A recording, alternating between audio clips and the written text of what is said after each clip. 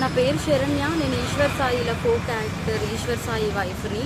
బేసిక్గా నా హస్బెండ్ నార్మల్గా అయితే మాత్రం మా రిలేషన్ 7 years బట్టి ఎప్పుడు ఎలాంటి డిస్టర్బెన్స్ అయితే లేవు. ట్రూత్గా చెప్పాలంటే నా హస్బెండ్లో నేను ఈ 7 సంవత్సరాలు ఒక్కసారి కూడా నేను ఎప్పుడు ఇలాంటి పొరపాట్లు ఎప్పుడు చూడలేదు. టెక్స్టులు మెసేజ్లు నా దగ్గర ప్రూఫ్లు ఉన్నాయి. చూపిస్తే మాత్రం అంటే ఇట్లా ఎలా వస్తుందంటే మరి నా హస్బెండ్ కూడా చెప్పడం ఏంటంటే తనే ఇట్లా నన్ను కొంచెం ఇది చేసింది. సో అందుకోసమని ఏ అబ్బాయి అయినా సరే మరి ఎట్లా ఇలాగే అయిపోయింది ఇంకా అని చెప్పి తను చెప్తున్నాడు. మరి ఆ అమ్మాయి ఏమంటుందంటే నాతో కూడా చాలా మంచిగా మాట్లాడేది. సో నేను లాస్ట్ టైం సూసైడ్ చేసుకోవడానికి వెళ్ళాను అనమాట. ఇట్లా ఈ అమ్మాయి విషయంలోనే కొంచెం నాకేదో కొంచెం నెగిటివ్ వైబ్ వచ్చి సో నేను బయటికి అంటే నేను సూసైడ్ చేసుకోవడం వరకు వెళ్ళిపోయాను. నేను నాకు బాబున్నాడు, బాబుని తీసుకొని సూసైడ్ చేసుకోవడానికి వరకు వెళ్ళిపోతే ఆ అమ్మాయి నా కోసం ఫుల్గా అంటే ఎక్కడ ఇది బాగా స్ప్రెడ్ అయిపోతుందా ఏంటి అనుకుందో ఏమో తెలియదు కానీ కంటిన్యూగా నన్ను ఫాలోఅప్ చేస్తూ ఎక్కడున్నావు ఏమైంది నాకు అప్పుడు కూడా ఏం డౌట్ రాలేదు. తర్వాత చూస్తే మెసేజ్లు ఇవి అవి అన్నీ చూస్తే ఇలా రావాలి, మీ అన్న రావాలి. మెయిన్ వాళ్ళిద్దరికి కలిపి ఒక ఆయన ఉన్నాడు, ఆయన రిత్విక్ అని చెప్పి వాళ్ళిద్దరు మీడియేటర్, అబ్బాయి పర్సనల్ అసిస్టెంట్ ఇద్దరికి. సో అసలు ఆ అబ్బాయి ఫోన్లో ఎన్ని టెక్స్టులు ఇవన్నీ బ్యాకప్ చేసి చూస్తే అసలు చాలా ఇదిగా ఉంది. సో నేనైతే మాత్రం కోరుకునేది ఏంటంటే నా హస్బెండ్ అయితే తప్పైపోయింది, నాకు ఒక ఛాన్స్ అయితే ఇవ్వు అని చెప్పి ఆయన చెప్తున్నారు. కానీ ఆ అమ్మాయి నుండి ఎప్పుడు నేను ఏం ఫేస్ చేస్తానో తెలీదు. కానీ ఎందుకంటే ఇప్పుడు నాలాంటి అమ్మాయికి అంతమంది ఫాలోవర్స్ ఉండి పైగా నాతో ఇంత మంచిగా ఉండి ఇంత చేసిందంటే వాళ్ళ అమ్మగారు రికార్డు కూడా ఉంది. నేను పొద్దున్న వాళ్ళ అమ్మగారికి ఫోన్ చేసి అడిగితే మా అమ్మాయి అంతే అలాగే చేస్తుంది అని చెప్పి అంటుంది. నా దగ్గర రికార్డు ఉంది. ఫోను స్విచ్ ఆఫ్ అయ్యేటప్పటికి నా దగ్గర ప్రూఫ్ లేకుండా ఉంది. ఆన్ చేస్తే అది కూడా ఇస్తాను. సో ఇట్లాగా ఇప్పుడు నాకు అన్యాయం జరిగింది. నా పేరెంట్స్ మా సిస్టర్స్ వచ్చి ఏదో చేశారు. నా హస్బెండ్ నాతో ఏదో కొంచెం పోలీసులు దీంతో ఏదో మాట్లాడుతున్నాం అవుతుంది. ఇప్పుడు నాలాంటి అమ్మాయి ఒకవేళ వేరే ఒక అమ్మాయి ఎవరైనా దొరికింది అనుకోండి, ఆ అమ్మాయి ఇదే స్ట్రెస్ తట్టుకోలేక సూసైడ్ వరకు వెళ్తే ఎంత ప్రాబ్లం. నేను ఇది ఒక్కటే ఆలోచిస్తున్నా.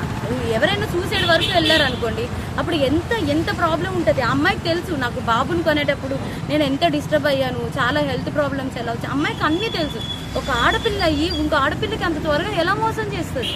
అది కూడా నా పక్కనే ఉండి మళ్ళీ ఆ ఈశ్వర్ నిన్ను మోసం చేయట్లేదు, నేను అలాగా నీకోసం ఏడుచు ఇంత చేస్తూ నా హస్బెండ్తో అసలు అది ఎట్లా ఉండగలుగుతుంది. నా హస్బెండ్కి డ్రింకింగ్ హ్యాబిట్ కూడా లేదు, అలాంటిది తనకు డ్రింక్ కూడా చేయించారంటే అసలు నాకైతే అర్థం కావట్లేదు. అసలు ఈ ఫోక్ ఇండస్ట్రీ అంటే నేను చాలా ఈయనకి మంచి వాళ్ళందరూ చాలామంది మాట్లాడుతుంటే అబ్బా చాలా ఇట్లా ఉంటుంది అట్లా ఉంటుంది అనుకున్నా కానీ ఇంత అన్యాయం నా వెనక ఇలా జరుగుతుంది అని చెప్పి నేను ఎప్పుడైతే అనుకోలేదు. నెక్స్ట్ ఇదేంటంటే ఇట్లాంటి అమ్మాయిని మాత్రం అసలు ఫోక్లోకి వీటిల్లోకి ఎంకరేజ్ చేయకూడదు. ఎందుకంటే ఇప్పుడు నా హస్బెండ్కి జరిగింది, రేపు అన్న రోజు ఇంకో హస్బెండ్ వాళ్ళ అమ్మగారే చెప్తున్నారు కదా డైరెక్ట్గా మా అమ్మాయి అంతే అని చెప్పి. సో ఇవన్నీ కొంచెం చూసుకొని కొంచెం ఫోక్లోకి తీసుకునేప్పుడు కూడా మనుషుల కోసం నేను మిగతా వాళ్ళని అనట్లేదు కానీ ఇట్లాంటి వాళ్ళని మాత్రం కొంచెం చూసుకోండి. కాపురాలు పోతాయి, చిన్నపిల్లల లైఫ్లు పోతాయి. అట్లా ఏం లేదు, నిజం చెప్తున్నాను కదా. మా హస్బెండ్కి డ్రింకింగ్ హ్యాబిట్ లేదంటే మీరు ఆలోచించండి. నా డెలివరీ దగ్గర నుండి ప్రతి ఒక్కటి నా హస్బెండ్ నన్ను పువ్వుల్లో పెట్టి చూస్తున్నాడు ఏ రోజు. ఇప్పుడు నా హస్బెండ్ విషయంలో 1 minute నేను ఆలోచిస్తున్నానంటే దీనికే.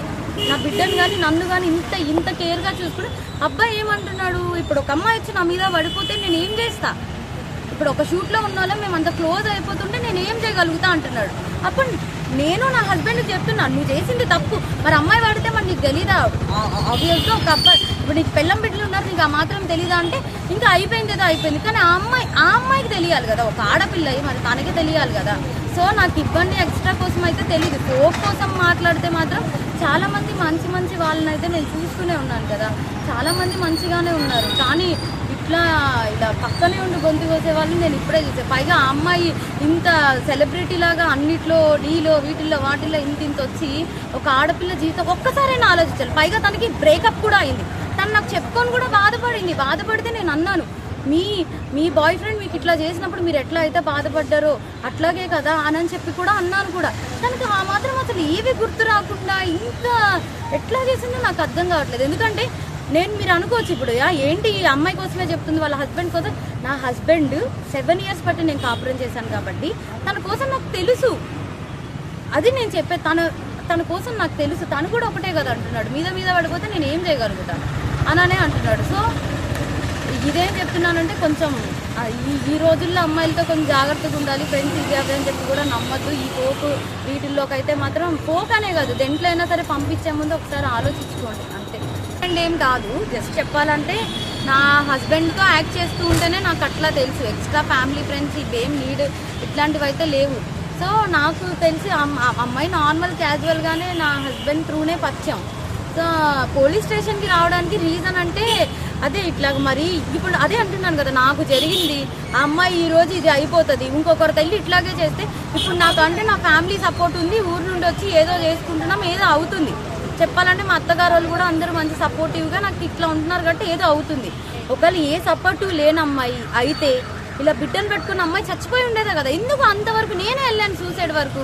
ఎందుకంటే నా దగ్గర మెసేజెస్ ఉన్నాయి. నేను నా హస్బెండ్కి చెప్పా 7 ఏళ్ళు బట్టి నీళ్ళు ఏ ప్రాబ్లం లేదు, ఇప్పుడు ఎందుకు వస్తుంది, అంత ప్రాబ్లం ఎందుకు అయింది ఏంటి అని చెప్పి నేను ఇన్ని మెసేజెస్ చేసిన. పొద్దున్న నేను ఫోన్ చేసినప్పుడు కూడా ఆమె ఏమనిందంటే, ఈశ్వర్ నాతో లేడు, షూట్లో ఉన్నాడు, నాకు రెస్టారెంట్ ఉంటే ఆ రెస్టారెంట్ అబ్బాయి కూడా కాల్ చేస్తే నాకు ఎందుకు ఉట్టిగా కాల్ చేస్తారు అని అంటే, ఇంత నటిస్తూ కూడా ఇట్లా చేస్తుంటే ఇంకొకరి జీవితం నాశనం అవ్వకుండా ఎట్లా ఉంటుంది చెప్పండి మీరే. ఇప్పుడు నేను ఒక మదర్ని కాబట్టి మదర్ ప్లేస్లో ఉంటే ఆలోచిస్తున్నా. ఇప్పుడు ఎన్నో సూసైడ్లు అవుతున్నాయి. ఇలాంటి వాళ్ళు ఉంటే అవ్వదా? ఇలా ఉంటే అవ్వకుండా ఉంటుందా? అమ్మో ఇట్లాంటి వాళ్ళు అసలు మస్తు డేంజర్. అసలు పక్కనే ఉండి నేనైతే అసలు బిలీవ్ చేయలేదు అసలు ఇట్లా అని. షాప్లోకి వెళ్ళి షాక్ అయ్యాను అసలు. అదే ఇట్లా రెడ్డి భవన్ అని చెప్పి ఆ ప్లేస్లోకి వెళ్ళి పట్టుకున్నాము. సో నేనేం చెప్తున్నానంటే అదే కొంచెం ఇట్లా అయితే కొంచెం చూసుకోండి. జనాలను ఎవరిని కూడా ఇంత త్వరగా బిలీవ్ చేసి ఎవరైనా సరే స్ట్రాంగ్గా ఉండండి. ఉమెన్ అనేవాళ్ళు చాలా స్ట్రాంగ్గా ఉండడం బెస్ట్. మనం కుమిలిపోతుంటే ఇలాంటి వాళ్ళు చేసుకుంటూ పోతారు. నా అలాంటి అమ్మాయి ఇంక అమ్మాయి ఇది అవ్వకూడదు. నా హస్బెండ్ విషయానికి వస్తే మాత్రం నేను ఇది ఒక్కటే చెప్పగలుగుతాను, తను అంత బ్యాడ్ పర్సన్ అయితే కాదు. నేను 7 ఏళ్ళు బట్టి నా మొగుడితో కాపురం చేశాను, తన కోసం నాకు తెలుసు.